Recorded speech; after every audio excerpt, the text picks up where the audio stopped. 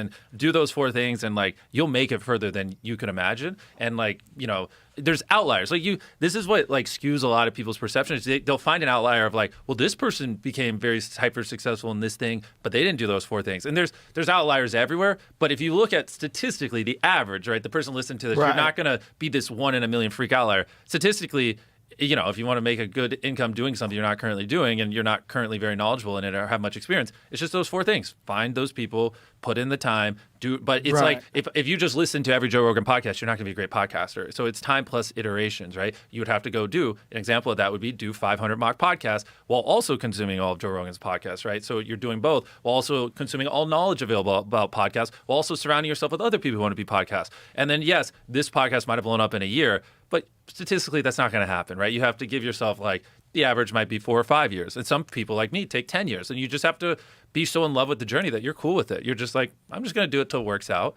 And, it could be as soon as this. More than likely it'll be here, but there's a chance it could be there. And if that freaks you out and then scares you, then you probably don't love it enough. But if you're like, well, I'll have fun while I'm doing it, then yeah, do those 4 things over the long horizon. And, again, you probably won't make $100 million, but if you want to make $100,000 a year or whatever, it's not out of the realm of possibility.